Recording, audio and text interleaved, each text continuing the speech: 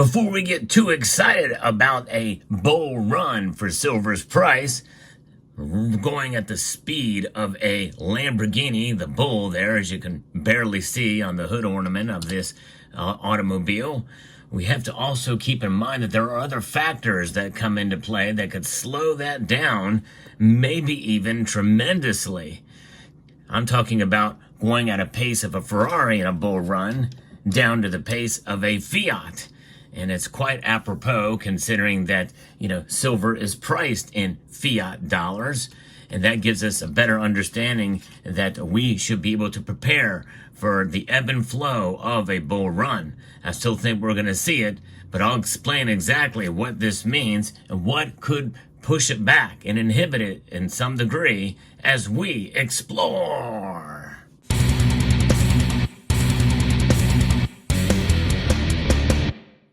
That was a fairly long intro to tell you that there's a lot of nuance in the market. The silver market is small. It is tiny compared to other markets out there. It's somewhere around 9 or 10 in the market cap of a lot of different companies and asset classes. But there's a lot of complexity in the market as well, and that is part of what frustrates many of us, for sure, in terms of its price performance.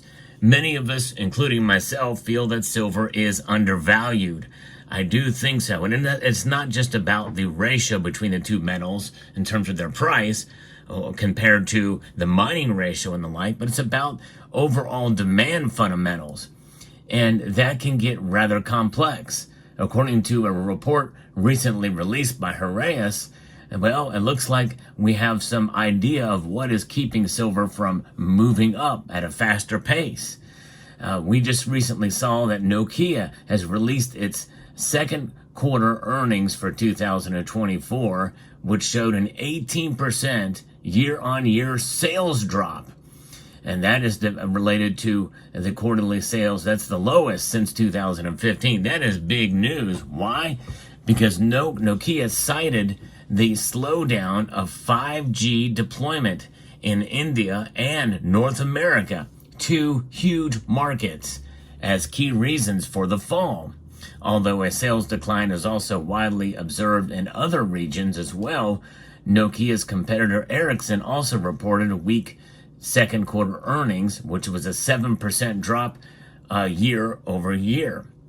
And although its performance exceeded market expectations as Ericsson benefited from contract deliveries in North America, both companies have suffered from lower 5G investments over the past few years as macroeconomic uncertainties weigh on network investment and consumer demand. Silver is expected to be widely used in 5G required infrastructure and 5G enabled hardware applications. In 2023, the electronics and electrical sector, which excludes solar photovoltaics, consumed 209 million ounces of silver, according to the Silver Institute. These continued sales slowdowns could lead to a delay in 5G triggered growth in the electronic sector and slow growth in silver consumption in non-PV sectors. So things like this really help to shape silver's price discovery. And that is part of the, dare I say it, natural market forces. And also, dare I say, we can't blame this on manipulation. It's just the supply chain. It's slow rollout. Remember all the hype around 5G. But its rollout has been slower than expected. Now, more likely, it will roll out in time, and it will cause a steady demand. I think we're going to start to see demand because there are other initiatives, including government initiatives, that are essentially recession-proof, because some of these government initiatives really, in a sense, work to try to fight recessions with some of this government spending, which of course is your tax dollars, and that's not really a natural market, is it? But nonetheless, it means that there's going to be some sense of demand in the 5G sector that is going to bolster silver's price in due course, in due time. But it's going to take a while. So this is a video really essentially to encourage you to exercise patience with silver. even though it's undervalued, and gold is moving at a faster pace. We know why that's happening. I've talked about that ad nauseum on this channel. Gold is treasured, silver is consumed. That is all you need to know. And let me just say, because I remember years ago, others in the community say that's precisely why silver is undervalued, because silver is consumed. Well, I say it's the reason why it's undervalued and why it's not going up, because it's consumed as a commodity. And it's really depends on the demand-supply fundamentals. And in certain areas of the economy where there's a little bit more demand for silver, more so than they have in the supply for the certain sectors of the economy, it's not enough to make a difference in the price. Something like 5G is a big factor on price, I feel. So there's that. And, here we are, we're at a time now where silver is now far below $30 an ounce. And a lot of that is based off the still recovering from the massive smackdown in the stock markets, and that we've been witnessing, and silver has suffered as a result of that. But I think also keeping in mind some of these supply-demand fundamentals and news like this, when you see things like that, it's going to prevent silver from really breaking out, per se.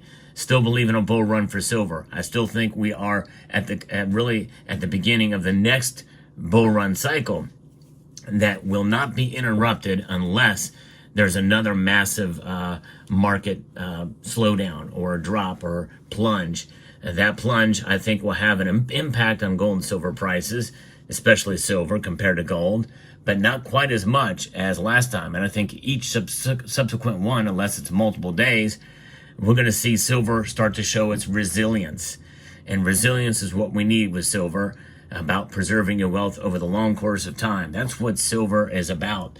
It's about wealth preservation over the course of time, utilizing a strategy of buying that is about averaging your cost per purchase per individual. Each individual has their own story of wealth preservation. It's about being smart when you buy the metals, and it is about and that level of intelligence really boils down to setting a schedule, setting a budget, and making your buys, and maybe adjusting it for the market conditions. In other words, the price goes down, you buy a little bit more. The price spikes up dramatically on a day you're set to purchase. Well, maybe hold off for a day or two until the markets quell a bit, and you see things come back down a consolidation period. But news like this, and I'm sure there's other factors as well too, there's just so much going on in the markets. And what I try to do here on this channel is to give you both sides, or every side of the story for silver. The best thing I can do is be as truthful as I can about silver based off of the information that I have at the time. But I'm more open-minded to other factors that can that can affect the price too, such as the suppressive nature of organizations like the Federal Reserve and the banks that are involved in the Federal Reserve, but also market conditions. There are a lot of market conditions that can suppress a price and bolster the price as well. And a lot of that is based on psychology. The psychology of the markets is something that is really unmatched with anything else other than in relationships. And, that's what it boils down to. It's kind of relationships and trades, and all of that stuff happens in the markets. And a lot of that stuff is very much unpredictable. No question about it. It's like trying to predict the mood of somebody who is very moody. It's very difficult to do from time to time. And silver, in a sense, is that way as well. And that is the markets. The metal itself changes not, except for you're seeing some change in the metal that you see before you here. This is kind of my little pile of silver I like to play with. As you can see, a lot of this stuff is worn and tarnished. And tarnishing is something that happens that gives it sort of a different kind of character, but it reacts to the air, and that is kind of cool in a way. Some people don't like it in some aspect, but it does not change the chemical structure of silver, or it does not degrade. Silver doesn't degrade. It doesn't go away no matter what. Even if you pack this thing in a Tomahawk cruise missile and it hits at such impact that it absolutely destroys everything that it hit. All that silver that's in that cruise missile, no matter how much is there, I don't think it's 500 ounces, by the way, but that silver does not disappear. It may dissipate, it may reform into the ground, which, by the way, could be mined very easily if need be, but silver never disappears. And I think the more people realize that and understand that it can be and will be and it is being recycled at this moment in time, well, it gives people confidence that silver's not going anywhere anytime soon. Even though it may be consumed, it's also being recycled. So there you have it. Let me know what your thoughts are about this latest little news story about silver. Hope you found this video informative, insightful, and educational. Would like to extend a multitude of gratitude to you all for taking the time to watch. And yep, I'm going to encourage you to please rate, share, comment, and subscribe.